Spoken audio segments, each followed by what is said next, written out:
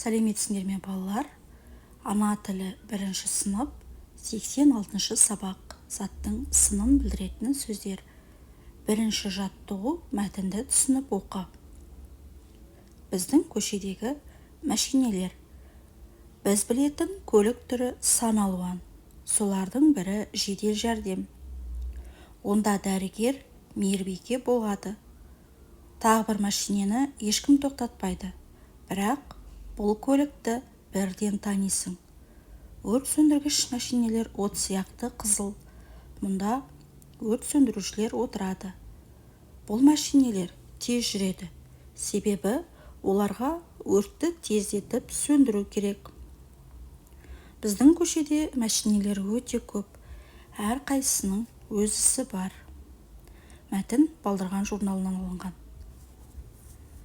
Мәтінде қандай көліктер туралы айтылған? Мәтінде өрт сөндіргіш және де жедел жәрдем көліктері туралы айтылған. Жедел жәрдем өрт сөндіргіш мәшинелер не үшін керек? Жедел жәрдем көлігін адамдар ауырып қалған кезде шақырады. Жедел жәрдем көлігінің ішінде дәрігер мен мейірбике отырады. Олар ауырып қалған науқасқа ең алғашқы медициналық көмек көрсетеді. Ал өрт сөндіргіш мәшинелерді өрт шыққан жағдайда шақырады. Олар өрт сөндіреді. Адам өміріне аса қажет тағы қандай көлік түрлерін білесің? Өз ойыңды айт. Тағы да полиция көліктері мен жол көлік қозғалысын реттейтін көліктер бар. Полиция көліктері бұл қаладағы тәртіп пен тыныштықты қадағалап жүреді. Және де жол көлік қозғалысын реттейтін көліктер бар. Олар жолдағы заң бұзушылықтарды қадағалайды. Олар болмаса жол көлік оқиғаларынан көп адамдар зардап шегетін еді. 2-ші жаттығу жұмбақты көшіріп жаз. Шешуін тап. Бүгін киген ақ тоны ертең болар қара тон. Қара тоны аздан соң болып кетер ала тон. Жұмбақтың жауабы жер. Балалар, бұл жердегі заттың түсін білдіретін сөздерді тап, оларға сұрақ қой деген екен. Ал жұмбақтағы заттың түсін білдіретін сөздер ақ, қара, ала деген сөздер. Бұлар қандай деген сұраққа жауап береді, заттың түсін білдіріп тұр.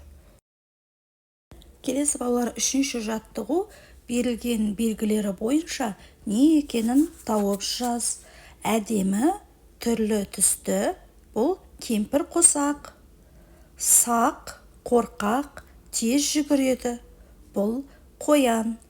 Тәтті, қызыл, бұл алма. Балалар, бұл жердегі әдемі, түрлі түсті, сақ, қорқақ, тәтті, қызыл деген сөздер қандай деген сұраққа жауап береді, заттың сынын білдіріп тұр.